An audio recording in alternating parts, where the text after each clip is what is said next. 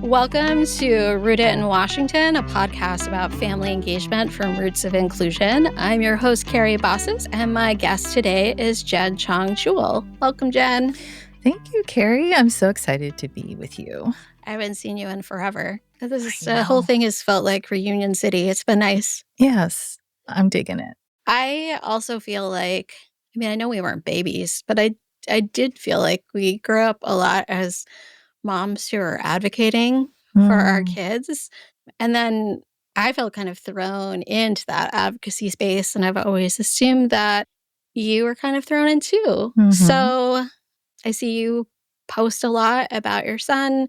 And I know that you've always encouraged him to dream big. And I was just wondering, can you share a little bit about your journey? Absolutely. And it's wild now, right? Because our kids are teenagers. And they were so much younger back in the day. So I think now, as I reflect, I've always encouraged Gabriel to dream big because my desire to dream big started when I became a parent.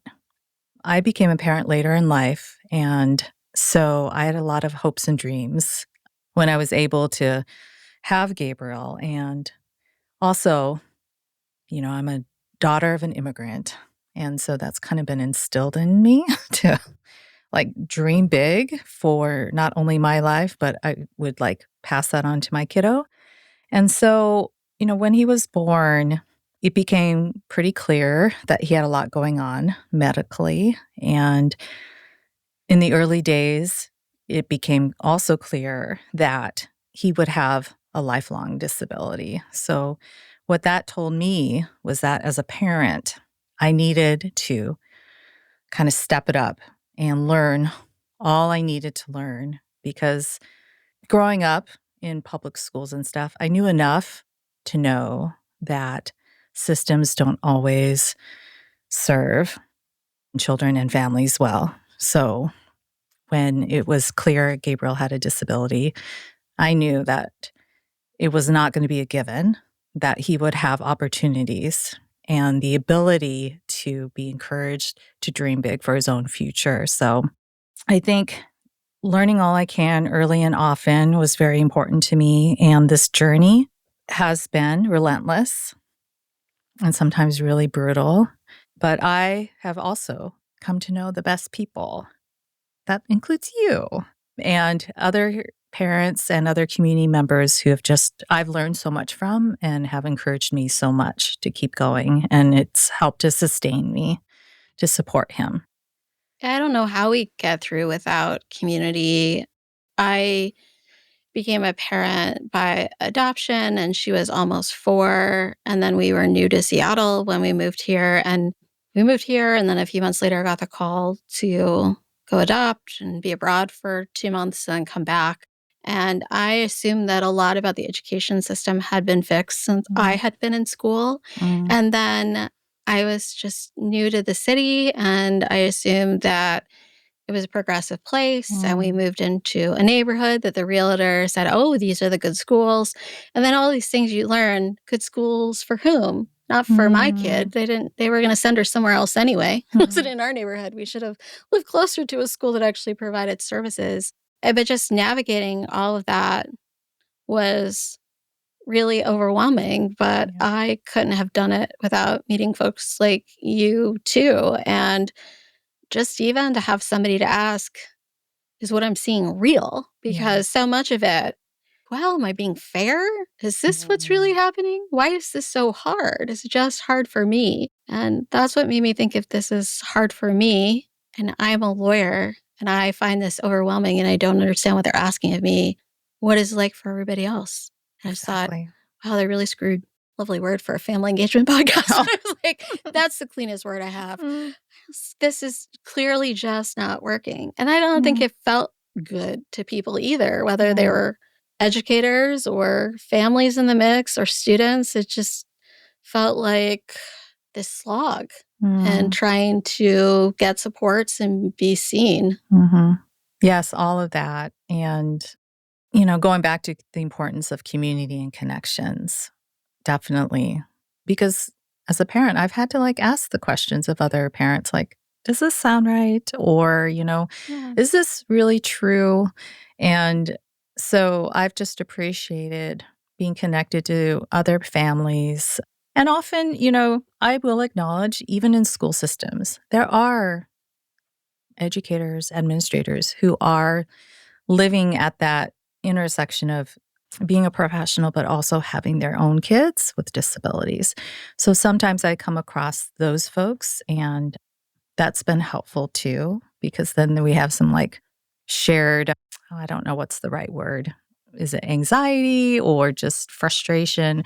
It's a lot of things, but finding people who are willing to talk about it is really important. So, we had that experience once at a cupcake store in Seattle where this random woman came over, and and Dasha was maybe not even in kindergarten yet, and she said, "You should come to my school." And I thought, "Who is this weirdo? What? No one has boundaries. What is going on here?" The Seattle way of no one talks to anyone, or when they say something, it's really out of left field. Well, what is going on? And her kid was staring at my kid. So I was totally mama bear. And then I noticed her kid was missing a limb. I'm like, "Oh, okay. Okay, we both there are limb differences. Okay." And then the person who came up to us in the cupcake shop shared that she was a teacher. And so she was coming from that perspective of, I'm of a kid with disabilities and I work at a school and I want you to feel welcome. But out of context, I was not used to, I was, well, how do I even go to that school? What is this recruitment effort? Clearly, we have cupcakes in common. That's how we parent at 2 o'clock in the afternoon, just put more sugar on board. But it was really lovely. But I just at first didn't know, why is someone coming up and then why is their kid staring? And I'm like, oh, okay. They both have limb differences. And here's a teacher who's asked herself the same thing. Where is my child welcome? And turns out she had to work at the school for that to happen. But she wanted to make that an option for other people. Yeah. I mean, they're everywhere. I remember, in Gabriel's early days, there was a pediatrician who just knew and has a sibling, with the developmental disabilities, and then just opened up and shared all the things that's, related to requesting, at the time it was medical supplies, right? Or, even how to get a accessible parking permit, just opened up. And because she did that, that was so helpful. So, yeah, I think just people showing up and with a shared understanding of how hard it is really been helpful for me on my journey anyway. It's almost like someone could use some sort of guide, a person as a guide in the beginning of that, because oftentimes those medical settings can be places where you get information, but not necessarily a path forward. You're told, take the information to school, take it to the childcare facility, take it somewhere else, tell someone else about it, and they'll do something. But there's a disconnect. But just having a doctor like you were talking about, think about what are some of the practical things that could be helpful right now. We could just knock them out, the disability parking spot. Okay, well, and then we can do this. And here are some other things. And just to make the day a bit easier, we can get to the other things. We can do referrals. We can think about what supports need to be in place in school. But here are some other connections and resources for you. Not, great, you have a diagnosis now. We've done some testing. Go forth and Google. Yes. Go to this workshop and talk to this person. Maybe this will play into some ideas about better family engagement, this kind of mindset. Yeah. And I think some facilities do have family navigators, who gets access to them and whether there are enough of them and what knowledge they have about things and the connections, because so many people just end up working in isolation. Yes. And I'm always discovering some new resource that's out there, whether it works or not, or it works in the way it's supposed to is another question, but just being aware that there is something. That it exists. Yeah. Yeah, there's I realize there's small business incubation services for disabled entrepreneurs. And I thought, well, that's really helpful. And they have funding to do that for now. for however long that lasts.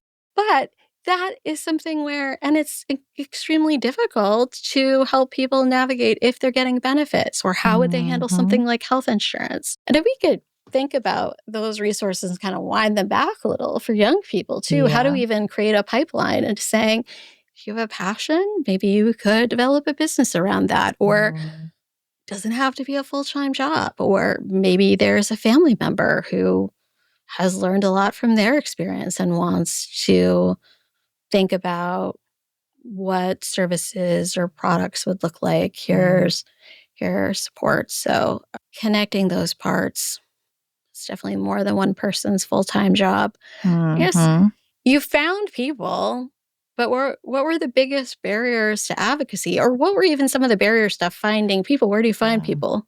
There's the finding the resources and the people and naming them.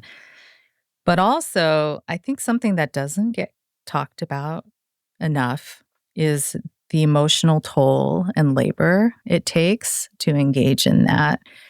So, as I've aged and my son is, a teenager now, I've learned that some of these things, the emotional labor and the experiences have actually changed me. And some people might refer to this as trauma. And, I agree. But also, as I've worked through these things, I've learned that even knowing all the things, having all the lists and knowing all the people, does not guarantee an outcome for my kiddo. So there is a balance that I have to strike with, the relentless pursuit of all the knowledge and all the people and all the connections, and then also caring for myself and caring for my kiddo, and just also acknowledging, at times when harm has been done to me in engaging in these systems. So, recently, my son had a school evaluation where it really felt like the most humane school evaluation I've ever had. And it was all done, with an intent to talk about my son, acknowledge the challenges, but also the many strengths that he has. And also not go into the deep, dark, every statistic, every deviation from what is known as quote unquote the norm.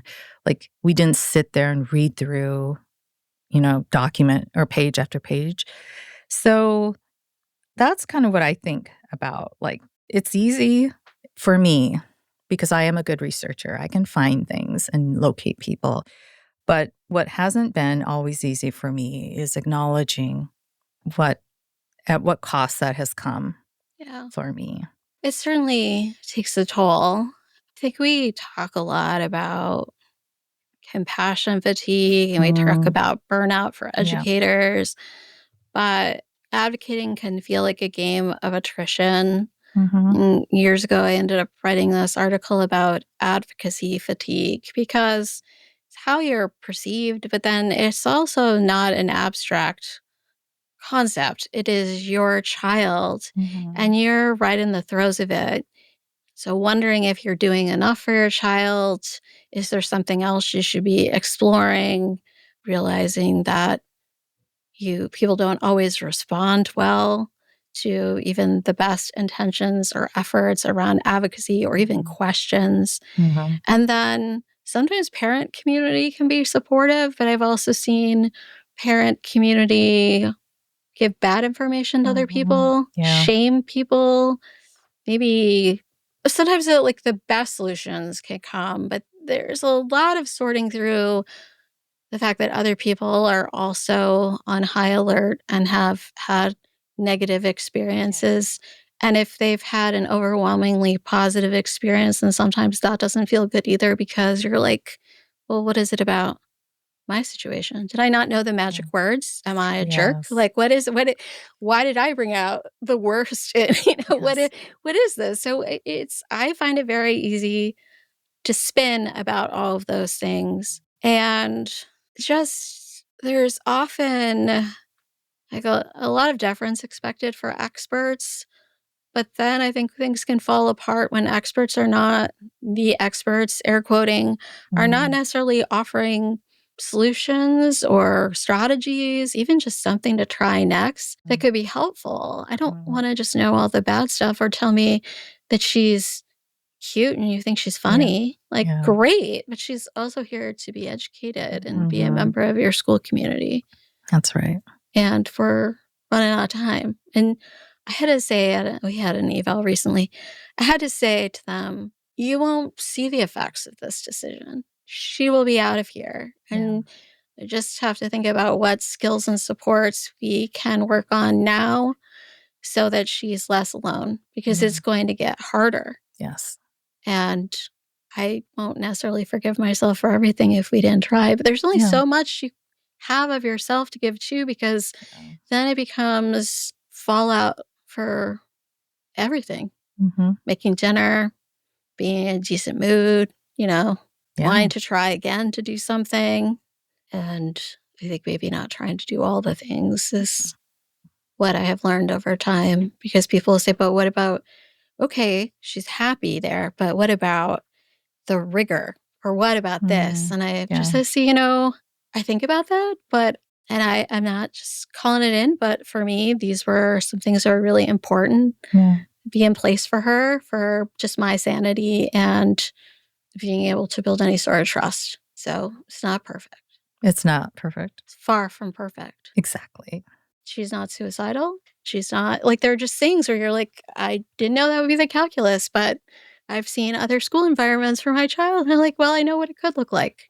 I know I've seen it for friends' children and clients, and it's not perfect. And a lot of that gets put on moms or people who are perceived as female or in caregiver role. Even if there is more of an egalitarian relationship or other supports. Yes. I think, going back to that, like, vision and having dreams, for your kiddo. And also at the same time, like, you're fostering your kiddo to have and develop their dream too. And what I've come to learn is that it's so challenging across the board if a young person can't experience some of that in school, So for Gabriel, the preference of systems has been to segregate him. And I have fought that for years. And so at this point in time, he is in a setting where he's in general education most of the day. And I have come to learn how important that is for him, because for him to even experience and see himself with his peers and having access to subjects, like all the subjects really, but like English language arts and, science, like, he's got big gaps in his science because the preference has been just to not teach him that or segregate him. But he's had like really challenging science this year. And I will not know exactly how that's going to manifest for him because he's been in these classes this year. But all I know is that it's been important for him that been given the opportunity to try, to be exposed to all those subjects. And so he can start to like figure it out for himself and see himself in a world that, I'm preparing him to advocate to be part of and be included in, because I'm not his dream. My dream is not that he leaves school and goes to a segregated life or a segregated setting, sometimes known as institutions. Like, that's not in the cards. So I think that, is kind of the emotional toll. I mean, I think for a lot of families that experience their children being pushed out or pushed to the edge for whatever reason, it's so hard because it feels like this constant attack on somebody's human, their dignity, their worth as a human being. And that's really hard. Yeah. It's really kind of twisted system where we say, okay, you need to earn this. Yeah. And how does that, there is this that's the rule of school. You're supposed to be in community with other people who are your age. That certainly doesn't happen once you're out of any sort of system. It doesn't happen in your parents' basement or an institution. That's not going to happen later. We don't really care if he is getting an A in physics. It's more, you don't learn that exists as a subject when you're 22. Exactly. So there's a lot where even with my child, I'm like, I think I need to send you back to what? You're asking me if that's a city or a state? And sometimes like, oh gosh, quality of it. Like, no, I don't want it. Sometimes she just messes with me. Sometimes it's a real thing and I thought I failed you. But it's a smaller thing. But to take entire groups of people and say, oh, I don't think you're quite ready to be a peer with someone. Guess what? It never happens. And it never happens for the other students because they never spend any time with people with disabilities.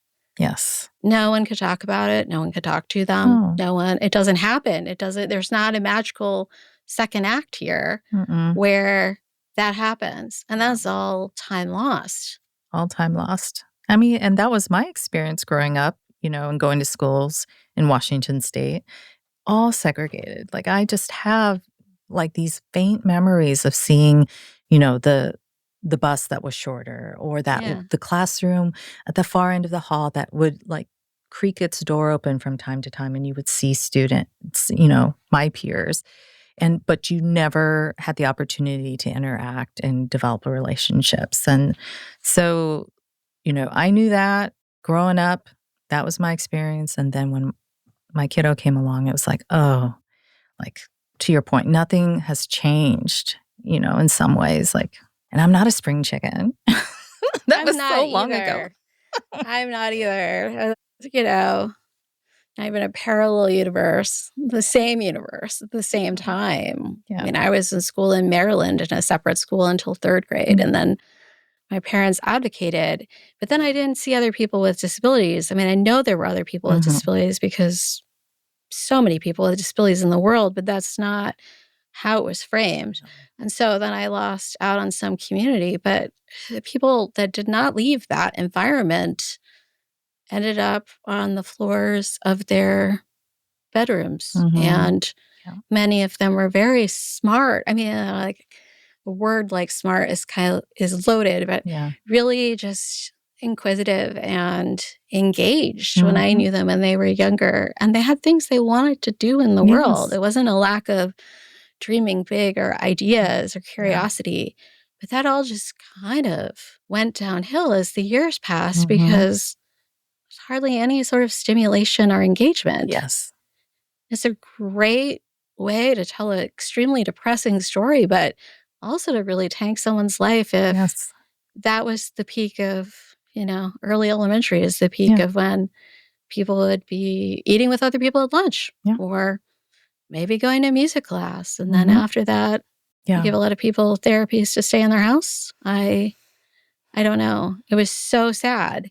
It is. And also this weird, confusing structural thing that was happening because I was having my experience in which people didn't really want to talk about disability or acknowledge or do anything differently. But I also had these other friends that they were together, but there wasn't much being poured into that space or other people coming in and out.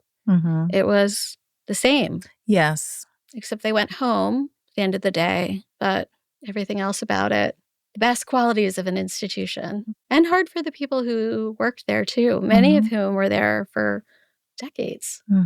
Yeah. It's very depressing. Yeah.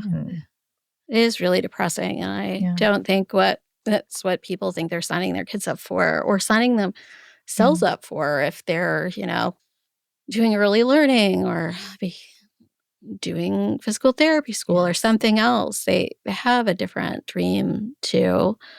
So there's not much balance with advocacy and enjoying life with your children. So having some perspective. Is there other advice you would, and community, I heard that. Is there other pieces you would offer to people as you're trying to like tilt at the windmills, burn it all down, let everybody out of the short bus, whatever, our activism fantasy is, and also like feed your family and be in a decent mood for your child and not hate everybody. Yeah. Yes. So the things I've been leaning into lately with my kiddo has also just been like getting out as much as we can. So we do go to a lot of like different cultural events. We just get out. And also, like some of the work that I do, he's like right there alongside me. And, over the years, because he's watched me, because I've always taken him to like school board meetings and, to make public comment and otherwise, he's just kind of also learned by observing. So he comes to certain meetings with me and hangs out. And I pay attention to like what is his level of engagement because he will have the things he's interested in doing as people are talking, but I will see him pause and listen, when there's a particular topic, for example. So I think that's kind of the balance of like we do a lot of fun things together and we also do some of the advocacy work together side by side. And my hope is that as he's getting older, like he's going to be able to find his path in that advocacy for himself. Like that's the goal, I think for any parent who wants to see their kiddo grow up and develop their own skills. And ultimately, like I know that one day I'm just not going to be around to do that on his behalf or for him. So the most that he can learn now is really important. Like what it looks like, what it feels like, what it might sound like is really important. So, yeah. And then at times it's just like, too, he just is a wonderful human being and he deserves my full attention and love. So the times that we carve out for us to be together and do that is really important. Yeah, it can't all be advocacy. No. Well, sometimes when you're just relaxing, you're Mhm. thrown into a situation where you're like, okay, now we're advocating again. Yeah. Great. Great. Here we are. Here we At another are. meeting. Or at a concert or whatever, Mhm. wherever you are, there you Mhm. are in your life with now we have some sort of disability issue Mhm. or some encounter Mhm. with someone and a Yeah. conversation and sometimes things are really relaxing. But Mhm. if you leave your house, it's always a danger. Mhm. So Yeah. Yes. highly encourage leaving your house. But Yes. you've done so much advocacy over the years, from language access to the Special Education Advisory Mm. Council. What do you think are some of the biggest barriers that families face when they're trying to engage with schools? Mm. So I think, start off with it's just acknowledging how complex these systems are and they don't center families and students. So starting off with that, just knowledge that this is what it is. I think other barriers that families experience are some of the ones we talked about. So, like Yeah. the burnout and then repeated discrimination. So, however that manifests, whether it is the ableism and or the language access, like you come from a different nationality, English is not your first language and people are not honoring that, or we have professionals who are asking children to interpret for their families. That still happens. It is 2025 and that still happens. So, what I think ultimately these systems are designed to burn people out. And that's a really sad thing. It also changes people. Like you can only come up against these systems so much without like starting to feel like you're being changed in one way or another. I think those are the biggest barriers and also just not knowing like how to navigate these systems and I think too, also acknowledging many families have their own experiences, their historical experiences with schools. And that will play a role too in how they are experiencing this another level of engagement with schools now that their children are involved and now that their child has a disability and they have to move forward and learn about these things if they have the bandwidth to do it or the desire to engage with it because it is so complex, unnecessarily so, in my opinion, but yeah, it can cut in many ways. I mean, if a parent had a positive experience of school, it can be even more upsetting to see that that is not happening Mhm. for your Yeah. student and that they're the default is, maybe in that particular school to not include them most of their Mhm. time with their peers. And on the flip side, well, if somebody's had a really negative experience in school, you can go in with your armor up or expecting something to happen in a certain way. So going back to that idea that you mentioned of, these systems were not created to engage with many families and center families, it makes it a little less personal, but we're still there Mm. as people Yes. because it's family engagement. I mean, it's not getting Yeah. your driver's license and it No. keeps, hopefully you don't have to do that on a daily basis or get emails, but Yeah. it keeps happening. It It keeps keeps happening. happening. And as the lifespan of a student and the random assortment of adults and children that kind of Yeah. come in together. So what does it, and it's straining. And so Yes. what does it look like for it to be meaningful family engagement? Mhm. Can it even be healing family Mhm. engagement?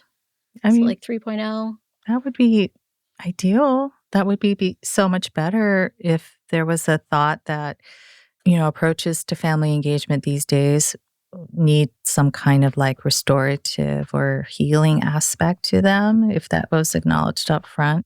I think that meaningful family engagement would mean that everybody's humanity is prioritized, particularly the student and the family, that language access is not the afterthought, that it is planned for. And also, any accommodations related to disability, even. I mean, because there are parents who are disabled too. And so, accommodating people's needs are so important.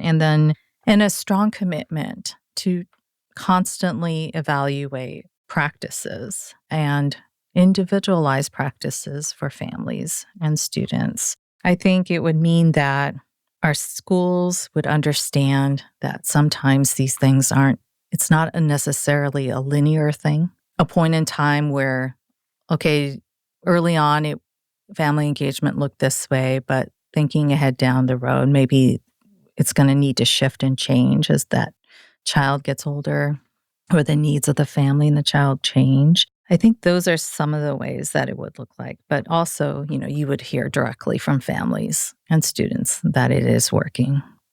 And that would be the most important criteria of determining if it's working or not. Yeah, just the feedback instead Mhm. of counting number of hours that Mhm. someone's been in the building or volunteered for the school or donations made through the PTA or something else where we're always grabbing for some sort of metric. Mhm. And some families you may not see a lot of are good. Most part, they're in Mhm. situations where I'm like, I'm good. I don't actually need to be there. And Mhm. that's the biggest sign of my trust and belief in Yeah. you is that I am not up in your business. Like I am just good. Mhm. I can send in the snack. I'm Yeah. learning about school. I can do things that are supportive, but my level Yeah. of engaging is I'm just over here saying thanks. Just Yeah. there's not a lot of me around. And for other Yes. people, sometimes if there's somebody around in the building a lot, it could be because I don't even know if it's okay for their child to be in that building. Yeah. Sometimes they're really engaged, or sometimes what the school is offering them Yeah. really fits with how they like to be connected or contribute. But many people, if you're not hearing from me in a Mhm. way and you're Mhm. mostly sending positive communication, or when we Yeah. interact, it's pretty good, Mhm. I might be someone you could check off the list. Yeah. To think, go work on another relationship. Exactly. I've had seasons where I would say that the family engagement piece, I've experienced it as really good. And as I'm thinking about it, it was good because my central nervous system was good. Like Yeah. I just, the anxiety, the fear, whatever, like it was at a low. And then there was the trust. And I got communication proactively and thoughtfully. And then also in return, like, I could send in all the treats and just, like, feel free to do that, and so I've experienced it that way too. My central nervous system was really good during those periods. Yeah. Yeah, not being in a state of high alert. Mhm. And but also, at least for me, it's always wondering, when is this going to stop? Which is not a healthy thought to have, Yeah. but it is a sign that you've experienced trauma. When is it going to stop? Like, this is Yeah. fine, but what comes next? Who's next in the cast of characters? And Yeah. how does that spin things out of control? And then what do we do? But if it's been a good run and things have come up where there have been some bumps or miscommunication, or you've Mhm. had to share, oh, that didn't go so well for my student, and you're not in the middle of this back and forth of replies, it's getting longer Yeah. and longer, and you kind of built up a little of a reserve to say, Yes. we could do this. Mhm. Oh, I don't know what student's gonna come cause drama, or Mhm. new staff, or side eye. I don't know what's gonna happen, but we've got a little bit of a history of sorting through Mhm. some things before, and Yeah. it's been okay. Yeah. You know, I don't feel like I getting weird looks if I go in the building. We're okay. Yes. There's We're a period good. of grace, and Yeah. but if that's not there, I want to try to build that right in the middle of a conflict. Oh, that's yeah, and I imagine that's hard for, like, any student in our schools that experience going to school that way too, right? Like, I Yeah, think about that, their own central nervous systems going into spaces and places where they don't feel welcome or included or something's going on, like the toll it takes on that young person over time is immense. And so, I mean, we're talking about family engagement and how families and parents, caregivers experience the system, but it's so deeply connected to that young person too, what family experience, what the young person experiences are intertwined. So, we can yeah. sometimes lose sight of that because it Yeah. can become about the adults and not Yes. the student, which is why all the adults are there at the Yes. beginning. But it is hard, and they are their own people, and Yeah. so how they engage with conflict, or what they're able to share, their perspective on why something's happening, Yeah. their awareness of it. I mean, there have been several times where my take on it was to try to coach my daughter into doing something Yeah. differently, and not being so shy about that, or being proactive, and she really felt like it was judgment. And I was Mm. spinning because I couldn't go and, make kids sit together at a lunch Mm. table, or there were things I thought it was, part of me probably thought I was being helpful, but really, no. I mean, she said, just feel like you're judging me. I feel like you're Mm. upset with me and judging me, which is total opposite of my Mm. intention in the mix with my own child or relationship with, versus, somebody who's emailing me from school and I'm like, who are Mm. you? Where have I met you? Mm. But at least she could say, just, no, that's not really working for me. And well, what are we going to do to make it better? And sometimes there just wasn't a ready answer, except we're going to Yes. suffer for a while Yeah. together, and we'll talk about it until we're ready to do something else or get Yeah. someone else involved, or just call it. This Yeah. is not going to be this thing is just not going to be a good experience. Mhm. And we'll find somewhere else to go to school, or some Mm. other activity to engage in, because you're going to spend all of our energy on this one thing. Yeah. Just Mm. metering out the energy and the load of everything. Yeah. Is there a particular success story that comes to mind for you when you think about, from your advocacy or your Yeah. personal experience, where families and schools have really worked together to create better outcomes for students? Yes, and there are several situations that come to mind, but I also think in that conversation, sometimes these outcomes are about a point in time. So, an outcome that for that moment in time worked for everybody. Because I think in the advocacy world or, talking about policies, we have these like outcome measures that also get thrown about, and those are also point in time. So, I think, for example, like an example of this would be because there are those families and students who actually have a really great supportive pre-K-12 experience. They'll talk about that. But when it came to the time to transition to life after high school, like that's when things fell apart. And, the adult systems are a whole other experience for sure. But like what I would think about is, well, so that was success in that pre-K-12 time period for a number of reasons. But, you know, thinking about the future when young people and families fall off with that, what's known as the disability services cliff, like they experience this huge transition that they weren't prepared for or they're not connected, then I wonder about, well, is that a great outcome? So I think, speaking for myself, I've had, like I mentioned earlier, I've had those seasons where the school team and my son and myself were really well supported. And that was because of really great communication, everybody being on the same page, and just a shared vision of what was going on, what was the goal for Gabriel in that particular year. I think that's success. And, other successes have been, that I've been a part of is, when families going to a mediation, for example, that through that course, they could figure out a resolution that was going to work for everybody. So that's a success in a point in time. But also, these are things that are always going to be measured by what was the goal. I think what was the shared vision for that point in time? What was everybody hoping that the outcome would be? Yeah, and having perspective about that. What did you miss out on? Or, oh, Mhm. wait, that was really serendipity or some good Mm. decision making. Mhm. It was really helpful to have that other person in the room. But the moment in time piece is really big. I know people Yeah, want to live with no regrets around the decisions they make yeah, for their kids, but really don't know that that state of being exists. We try to do the best that we can at the yeah, time, which doesn't always feel like good enough.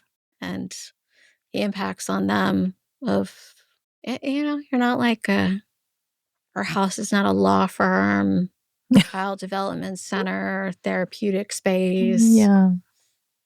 there's no equine therapy. Like it's just like there's only so much. Mhm. And sometimes we'll just want to be kids too, Yes. as we face having 15 and 16-year-olds. Yeah. Right? I like Mm. this age though. Well, now you're on the State Board of Education. And then Yes. how do you see your role in shaping policies that support families and students with disabilities or families and students in general? So I'm so excited to have been elected to the State Board of Education. So that started in January, and that'll be, a 4-year term.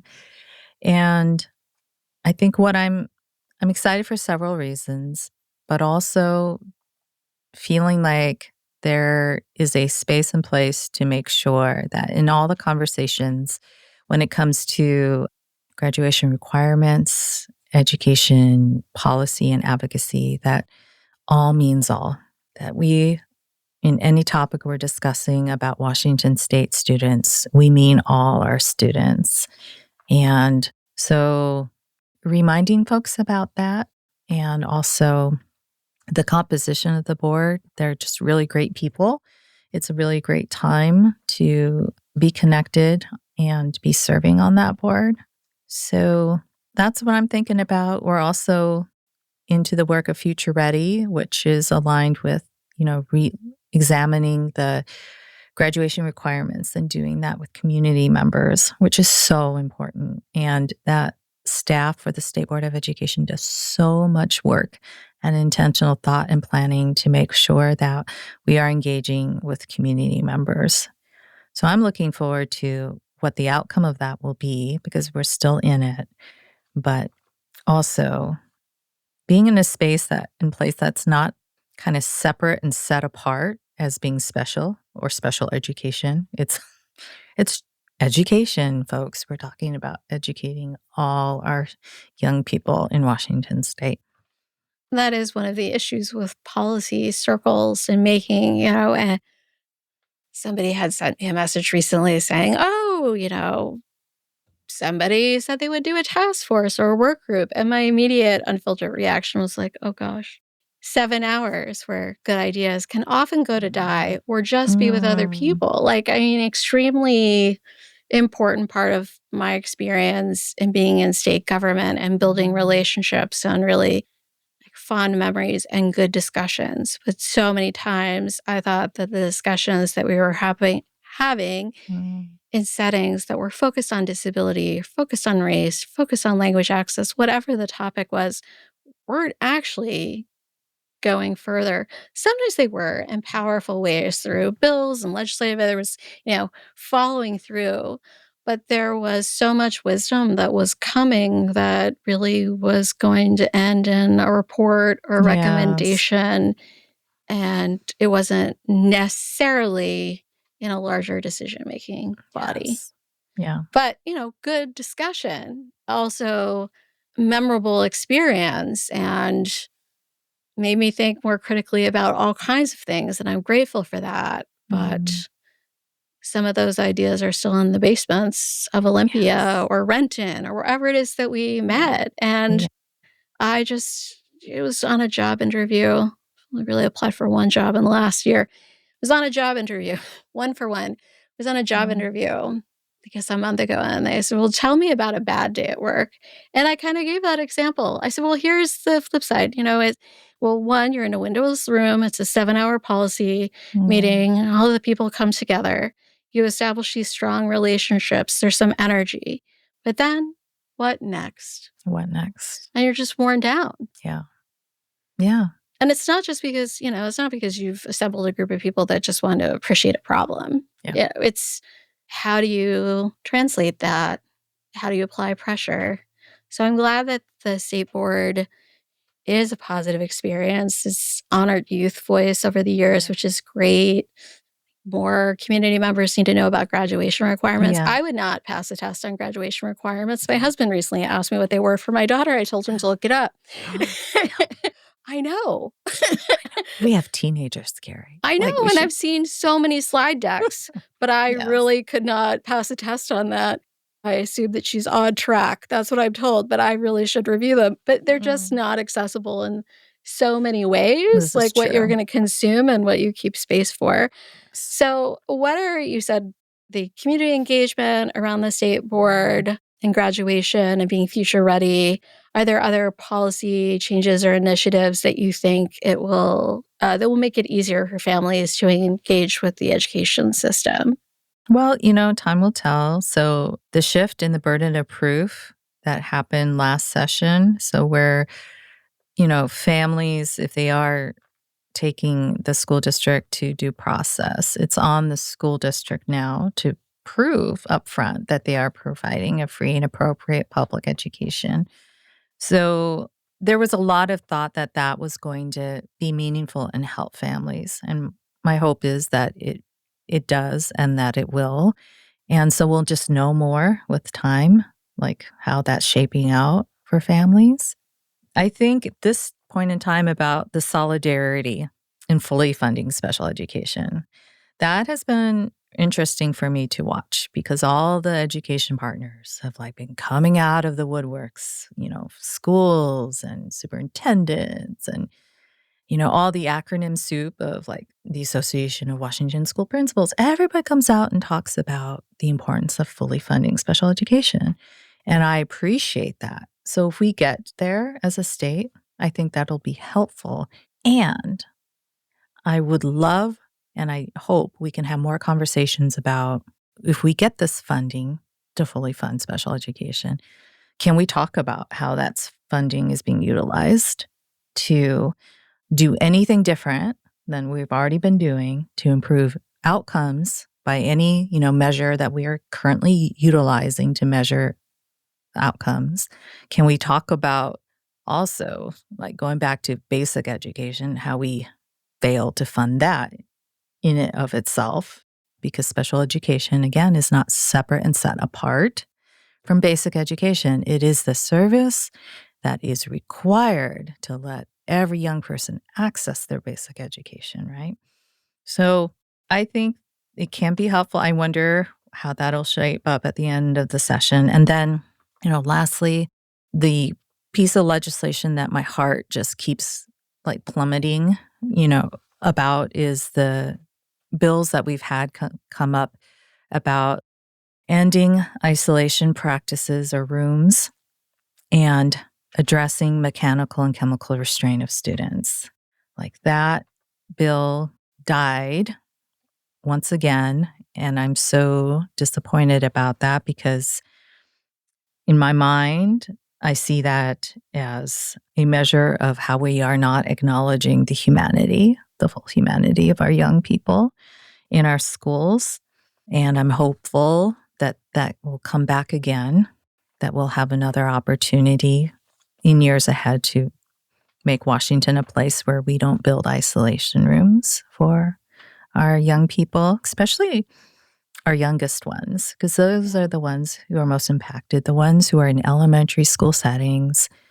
And then, because we have the data around that, we just know that overwhelmingly it's students with disabilities.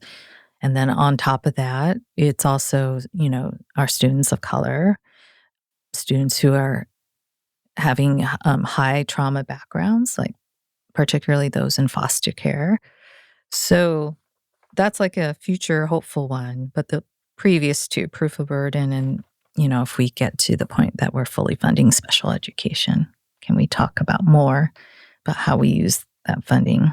Yeah, seems like fully funding special education means fully funding general education. Yep. And it also means students come in with different identities and needs.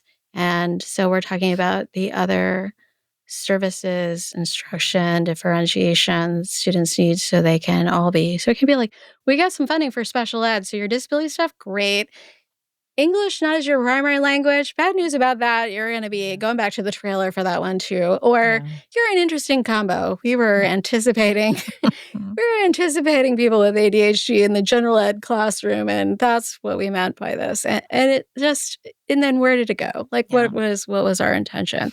I think the restraint isolation piece is so hard. I was talking to a student recently who's in high school, and they were talking about the many schools that they have been to over the years. And they're about to graduate from high school, calmly told me about the various times they were restrained and isolated. And then, we switched schools. I mean, it was like talking about like, well, when did you last get a vision exam? And you know that there's more feeling to it because it's the number of schools the student has been to. And they are in a better place now. And that's what makes that conversation possible. But this started so early. And then we're saying, well, the school didn't want to call it an isolation room. So they called it something else. But I knew in my little heart of heart as a first grader that it was that because that's what was happening there. Yeah. So we can rebrand, remarket, put streamers in, LED lights, and it still is what it is if you're there and you know it's in response. So then it set off what we see as students not going to school and then behavior escalating and going to school and not staying at school very long for the day. Yeah. And it feeds into all the narratives that come out when this advocacy pops up about how students are dangerous. Yes. People react the way that you treat them over a certain amount of time. And it's really has been a national struggle, disability rights advocacy to change this, even though the protections are better in mental health treatment facilities, which we know are not places where people often feel supported when they go into those kinds of settings or institutions. But advocacy there seems easier and maybe like as a federal movement than getting schools to think about what they do to children. Think about what they do to children. Children. Yes. Children. Yeah. Yeah. Well, I know. We're all up for the lighthearted conversation. What's your favorite recipe? Just kidding. As we're kind of shifting towards the end of things. Yes. And you're in a transition state with your own child or entering that. What do you think we could do better around transition? Oh my goodness. Well, sorry, I that just could be. consolidated like 10 questions I into one. What can we do know. better? What can we do worse? Oh. Let's take something bad and make it worse. Oh. Well, and it's almost like that could just be another podcast. But Yeah, I know. so going back to the themes about what we talked about early, family engagement and engaging families early around this topic. So families and young people do not know what they don't know. And often, some education partners don't even know. Like the transition to adult services is, again, another layer of complexity. And so, what I'm saying is that we could do so much better by having these conversations early with families, particularly with families who might have children who, off the gate, there's not a lot of expectation for them because of, whatever disability that they're being labeled with. So, having high expectations that every young person can find their space and place in community. And most often that, and why not? Shouldn't that be a place of employment? Like we could think about that. So starting sooner, and I'm going to say high school and beyond plan, it is just a tool. And it is a tool that's evolving right now. It's moving to an online statewide platform. As a tool, it is an opportunity to engage families and young people earlier about these conversations, about planning for life after high school. What can supported employment look like? What does competitive and integrated employment look like? What does what employment first mean? Most folks don't even know that that's a thing in our state. And actually, our state leads the nation that having these work for supported employment initiatives in place. So, starting earlier, high expectations for our young people, and starting these conversations early. Like, let's make sure we ask every young person in their family, what do you want to be when you grow up? Because honestly, not every student, not every young person is asked that because it's assumed that they have another path ahead of them. Yeah, and whatever tools you would use or offer to another student, offer to Yes, every student, absolutely. because that's also one, it's important to be asked because Yes. you mean that you actually, hopefully there's genuine intention that you care behind that and that you see a future for someone. And Yes. then how do you break it down? Because that's really difficult Yeah. for many people. Mhm. What does that look like? And then being specific about how we'll support you on that Yeah. journey, or not dismissive. If someone Yes. says, well, I want to be a surgeon, like, well, you have an intellectual disability. Maybe you'd like to be the janitor at the hospital. Mhm. What is the conversation that happens Mhm. between those? Like, what does that look like? Mhm. What about it in medicine interests you? Yeah. Here's what the requirements would be. Yeah. We have legislators that have not here in Washington State with Down syndrome. Like, Mhm. somebody would have said to someone, sorry, that's not Mm. something, but you could watch the news a lot. Mhm. But I think, yeah, you use some supports on how to hold those Hold conversations the with, conversation. what are the requirements here? What, like, you would have a conversation with a child of any age who says, well, I think I want to do that. You're like, well, here are some of the steps to what that would look like. Yeah. And we only hear about this kind of career, but here's what else happens in that Yes. space, or, people who are working in the health field. Mhm. But there's just not a lot about what do you want to do, What because do you you might wanna not do? envision a future. So, final question, Yes. just combining everything. Okay, let's do it. Yeah. Mhm. Is there a message you would like to leave families and educators with about the importance of dreaming big for every child? Or I think about this, like, advice you would give yourself, what current Yes. you would have given past Oh you, my goodness. like, Mm. you could write a Mhm. letter. Yes. Okay, so my message would be that in every community, our children and our families deserve to dream big. Each and every member of that community deserves that. And that the things that we experience, I might call it oppression, at every level are deeply intertwined and connected.